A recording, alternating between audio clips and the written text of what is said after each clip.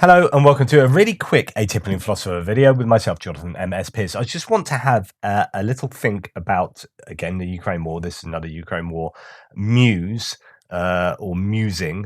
I'm going to consider what has happened since Surovikin has come into the mix. So Surovikin is now basically the Russian commander of the forces on the front lines. He is orchestrating what is going on. And since he came along, the Russians pulled out of Kherson, and not only that, but they have started to build defensive lines all the way down, basically from the northern border with Russia itself, all the way down here. And then the Wagner line was already sort of being constructed, and that goes along there, sort of along the Luhansk occupied border, up to Rubizhny, Severodonetsk, and Lysychansk in front of them, and then down behind Bakhmut, and pretty much all the way down. Then there are trenches and defences being built all around the Kherson region and around northern Crimea. I'm not 100% sure about what's going on in part of Donetsk here and the Zaporizhia Oblast itself behind the lines, but I don't think there probably are some defences being built into certain places, but it's not as widespread as it has been elsewhere. And in Kherson, for example, there are there's lots of evidence of them in a number of different areas.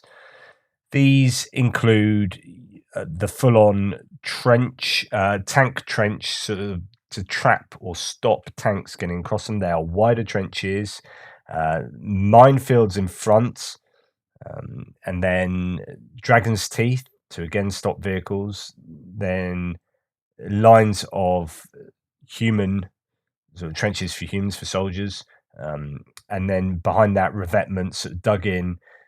Little holes for SPGs and artillery to sit and have a pop at the lines in front. So these are quite extensive and quite well thought out, and actually they're putting in a lot of construction effort into them.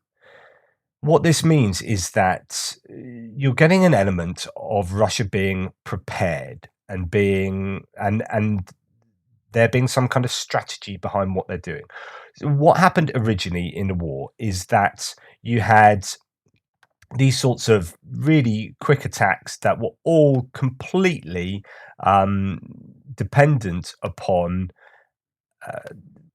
Russia taking over the country really very quickly, and deposing the government, assassinating a bunch of people, taking out key sort of bits and pieces here and there, and having a very sort of quick war, or not even a war. It's just deposing a government. And then as soon as that didn't happen, they were in a bit of a sticky bind, because now they had all their troops in Ukraine, but they were completely unable to obtain their objective because they'd miscalculated the resistance in Ukraine and the fact that actually no one wanted them there. They weren't this country full of Nazis who would welcome, a country full of Nazi rulers and Nazi armed forces, but the general population were people that would welcome the Russians with open arms and flowers. That never happened, and it was never going to happen. It was just a gargantuan miscalculation. So as a result, the Russians were then stuck in, this is me being just really rough, Matt. They're stuck in sort of in Ukraine with an army that was completely unable to occupy the country, because now they understood the country didn't want them there. The forces, the sort of hierarchy of the armed forces of the Russians didn't really understand the plan, because they were only, and we understand this from the Royal United Services Institute report that's just come out, that only the very top echelons of the Russian hierarchy, military and political hierarchy, knew of this plan. And then it was kind of sprung upon the army just before they did the attack, and therefore the army was unable to react because they just had no idea really what was going on. And so therefore when they met resistance, they were unable to, not only did they not have the kind of, the Russian doctrine didn't support having NCOs and people further down the command chain being able to make sort of reactive decisions, but they also didn't have uh, the literal ability to do anything about this because they didn't know what the plans were.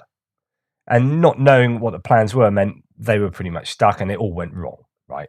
And then what happened is subsequently there was just disaster after disaster. We had, the retreat from Kyiv, the general retreat from everywhere. The plan that the Russians were going to sort of carve up this area by going sort of north up here, south down there, and they were going to have sort of all this, and then that kind of got smaller and smaller and smaller and smaller until really they were only going to do this, and then that failed, right?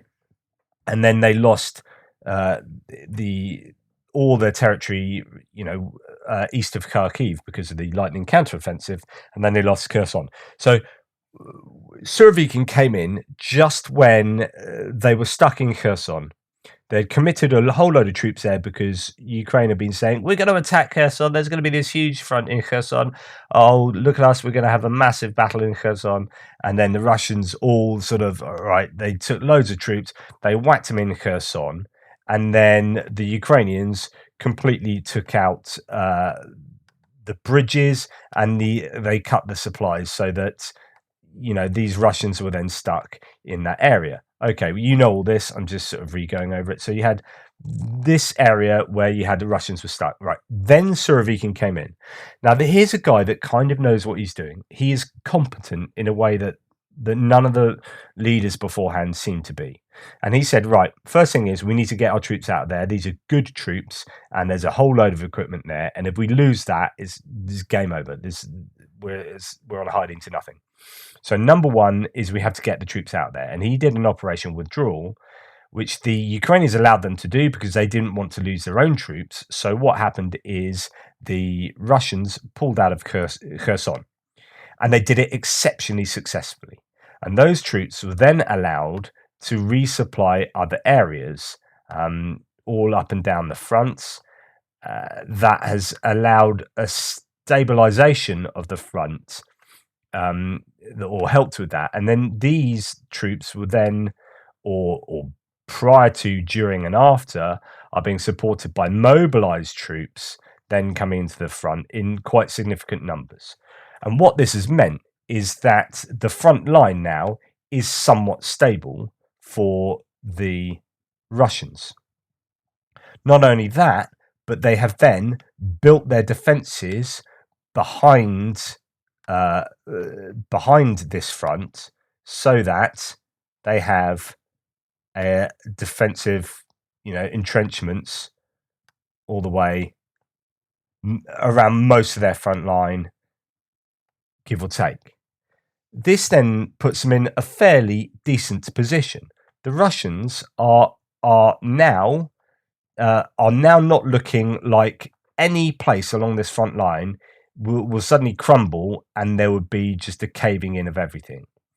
You wonder about the Kupiansk to Kremlin front line, but they are counterattacking all the time around here, where the Ukrainians were making some fairly decent advances. Yes, they are advancing on Kremlin, and Kremlin, some people think Kremlin is going to fall at some point fairly soon. But even if Ukraine did have some success around there, I don't think you'd see a domino effect and a falling of all sorts. There are enough Russian troops now around here to stop that from happening. There might be some Ukrainian offensive from Zaporizhia that forces itself down to the coast. But the point of this video is that I think Russia are now a force to be reckoned with in some sense. This is not a force that will capitulate in the way they did in the Kharkiv counteroffensive, where the Ukrainians were able to get behind their lines and then they didn't know what they were doing and ran away, because now behind their lines they have fortifications, earthen defenses, so they can always fall back on them. Yes, they've got a degraded amount of artillery and ammunition and supplies. That is a problem, but they have boots on the ground and they've got mobilized troops and they have potentially a whole shed load more troops in Belarus and Russia, training in various camps that can be added, thrown into the mix. And if they're really desperate, they can throw them in fairly quickly. But it looks like they're going to come in spring. And perhaps by that time, the mobilized troops who were thrown into the mix earlier, as in that are already on the front lines, will have become battle hardened. They will have had their on the job training. And this then presents an opportunity for the Russians to push back. So, what Putin is going to want to do is to buy time. Buy time so that the West gets bored, goes into their own economic decline due to inflation, cost of living crisis, and says we can't spend so much money on Ukraine. Ukraine are then left somewhat to their own devices, and Russia is still there, and we're talking 4 months down the line, some kind of 3 months down the line maybe, and then Russia are in a position to do some kind of counter offensive and produce some results. Meanwhile, right now they are actually in a position where they are potentially able to do a counterattack around Bakhmut and Toretsk. So this is literally happening at the moment. I reported it on my Ukraine War frontline update this morning, where we have the Russians appearing to be counterattacking all the way down the Kupiansk to Kremlin front line. So they're actually not really giving the Ukrainians much around here. Ukrainians are having some success, but even now they're apparently being pushed back around Chervono-Popivka in the Liman direction, maybe south of Kremlin in this forested area. But they are in quite a bit of trouble, potentially, or at least they're under a lot of pressure in the Bakhmut area. Now, as I said this morning, it looks like Russia might actually be putting in a genuine counteroffensive, as around this Sumy, New York area, they are pushing there. They are pushing there, and possibly into New York itself, towards the Toretsk direction from Mayorsk, but they're also pushing in all sorts of places. They're pushing around here, and we might see Toretsk have a wider encirclement. We might see Bakhmut have a wider encirclement, and then if they can continue making marginal gains for 3 months, if Ukraine are unable to push back, then you can see a scenario whereby when the spring comes around and Russia can throw in a load more mobilized troops, it could be that this then becomes a success for them. And Bakhmut, they are selling that as a massive tactical success. If they win, like the Ukrainians saying, it's not really worth much. This is just a PR stunt for the Russians. But they are selling, the Russians are, whether it is strategically very useful, tactically very useful for this immediate area, but strategically in the sense of the whole campaign, whether it's strategically useful for Russia or not, they are selling it to their own population that it is strategically useful and that they will win that. And if they do win that, that will be sold as a massive success. And you will then get possibly a renewed appetite or a renewed sense of support for the whole campaign. And it really depends whether Ukraine can force some kind of breakthrough. And this is all assuming that obviously Ukraine are just stuck now in some kind of status quo. That might not at all be the case. So to give Ukraine their due, they've been constantly surprising us and doing things that we haven't expected, or been doing things better than we had expected and whatnot. It could be that they really are amassing these troops around this area, as has been constantly said. The Russians are claiming they're amassing troops around here. They're also claiming that they're amassing troops around here. And so there could be any number of, breaks through the line. But remember, apart from down here, any breaks through the line up along this front will have to contend with the defensive fortifications that have been built in the area. So yeah, they might take Svatova, but then what do they do after that? Um, and all around here there are defences. How do they deal with that? Are those defenses just going to be easy to breach eventually in some place, or are the Russians actually doing the homework? Are the Russians under Surovikin actually making themselves a much more formidable foe than they have been for the previous 9 months? And I get the sense that they are, and I get the sense that Surovikin is competent, and I wonder whether you might start seeing seed operations. He must surely know that realistically, Russians need to get air superiority. If not, uh, if not uh, everywhere, they will need. Actually, let's keep orange. They will need air superiority. Around here, they will need to be able to fly their planes and helicopters at least up to here, because at the moment they can't even really get near the front lines. They do sometimes, but they do get shot down. And this means without air superiority over these front lines, it really restricts what they're able to do. They would love to be able to use their planes and helicopters to support their troops in a combined arms army initiative. So yeah. Anyway, that's just a rambling bunch of stream of consciousness thoughts. I just think that the Russians are consolidating their positions in a way that's probably about as good as they possibly could do, and that's because they have someone as horrible as that person is and has been in previous conflicts. He is seemingly fairly competent and is starting to arrange his forces more sensibly. Meanwhile, the Wagner forces here are, admittedly, they're using waves and waves of human cannon fodder, but they don't really care about that. If it gives them, territory after territory, marginal gain after marginal gain, they might add up to eventually some kind of success. Again, they might not.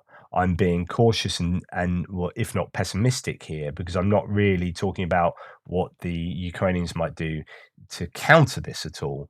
But I'm just thinking from a Russian point of view, they're probably doing about as good as they could given what they have and the position that Surovikin found the entire force in. Anyway, let me know your thoughts. Thank you for your support. Please like, subscribe, and share. And I will catch you tomorrow.